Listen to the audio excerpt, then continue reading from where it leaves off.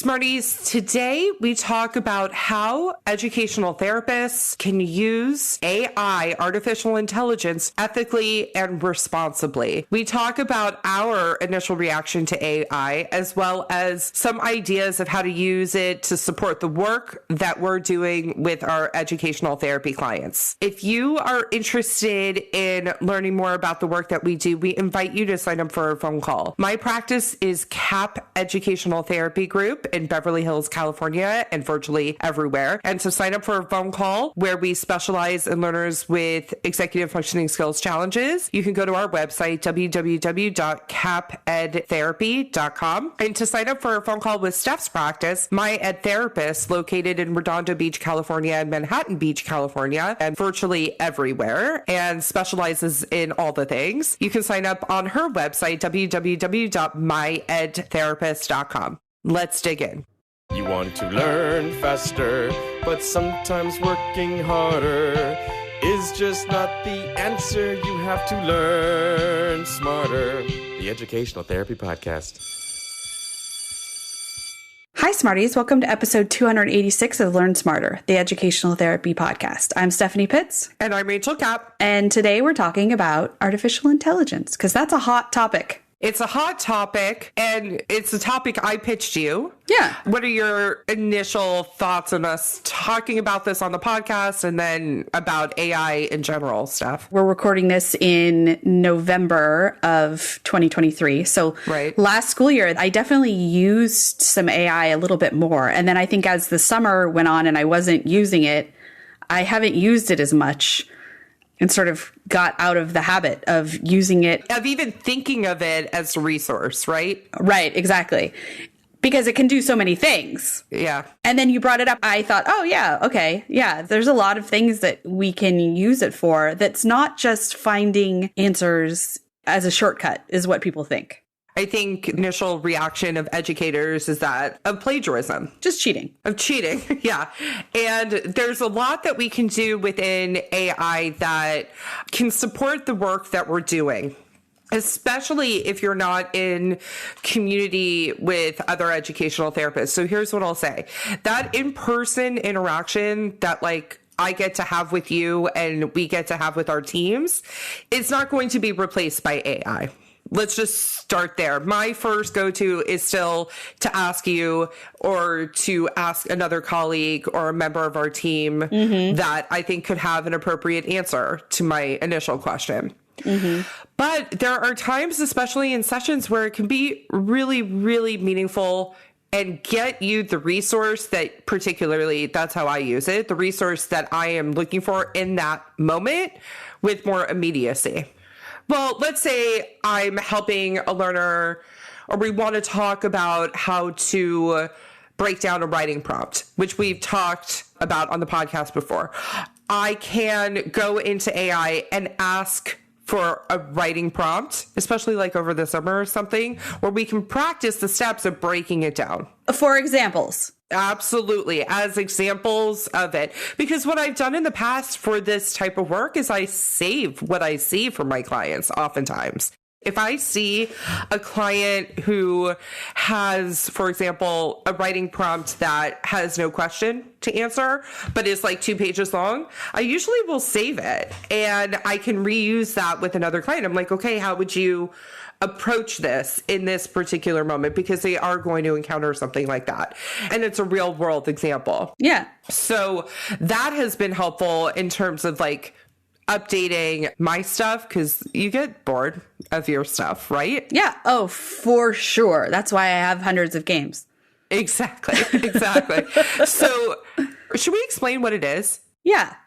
Okay, so we're talking about how artificial intelligence has come into our everyday lives. Okay, and the big one that we're talking about and using is ChatGPT. That is a website that basically is a smarter Google. But here's the thing. If you've noticed, when you're Googling something, I don't know if you've seen this, but in the Google app on my phone, it comes up with an AI version of the answers to what I'm looking for. So actually, I am finding it fast. But what I have used ChatGPT for You go in, you have to like sign up with your email. It's free for now. It's not going to be free forever.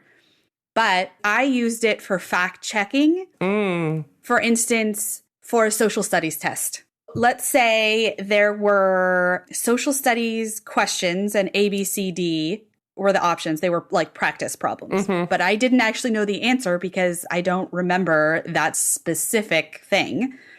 So I would go in and ask the question, and it would give me the answer. And then I would see if it was A, B, C, or D. Got it. Okay. I've also put in the entire question with A, B, C, or D, and it has told me which one's correct if I could copy and paste, depending on how I had it.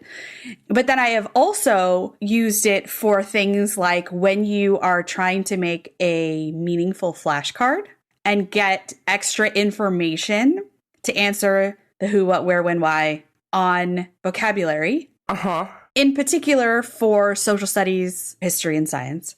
The way to really think about this is how do you use ChatGPT as an educational therapist to support the work that you're doing? So like on your own. Yeah. And then how do you use it with your learner?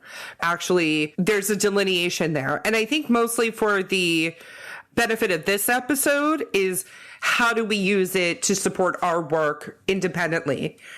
So we're not necessarily showing the learner. No. Because I do think there are times that it's appropriate to go there. Absolutely. Or I do tell them if I don't know, I need to find out the answer. I mean, I'm modeling that. Right. But I think there needs to be maybe a larger conversation around how learners can use it. I'm not sure that we can be the experts on Not yet. That conversation. Not yet. Not yet. But what we're talking about today, and I just wanted to make clear, is we're talking about how we are using it either in session or to prepare for a session so that we have the materials that we need and we don't have to spend so long Googling, because as we know, sometimes we don't know what to ask Google. And so sometimes you need a longer form explanation. Yeah. And ChatGPT will understand that. Now, a little tip from Adam, friend of the podcast, husband of me. He always says, make sure you say thank you. Oh, that's so funny. Especially because we're modeling for our kids. So anytime we ask Google to play a song, which is what we use it mostly for in our kitchen, we're always like, thank you. That's hilarious. Anyway, yeah, it's cute. So what are some other ways that we can use it to support the work that we're doing? And we're only going to list some ideas, and we are sure that our audience is going to have more ideas. But even if this episode gets you thinking about it, that's a good first step if you're not comfortable yet with it. Here's the thing. There's a lot of ways to use it with writing. And I have done that before where I've asked it to come up with a prompt, or where you're working on writing or grammar or something like that, and you're having a student practice. You could have it write a paragraph or something that has mistakes to look for grammar mistakes. Let's put it this way. You're already trying to do this, I'm sure, if you're an educational therapist or an educator. You're going to Teachers Pay Teachers, you're going to Google, you're going to free education websites and whatnot to find examples or to find things that are already made so that you don't have to reinvent the wheel. This is a one-stop shop, so you don't have to go to multiple websites to find the exact thing that you're looking for, I would say, in a nutshell. Yeah. And an idea that I just came up with as we were sitting here is in studying.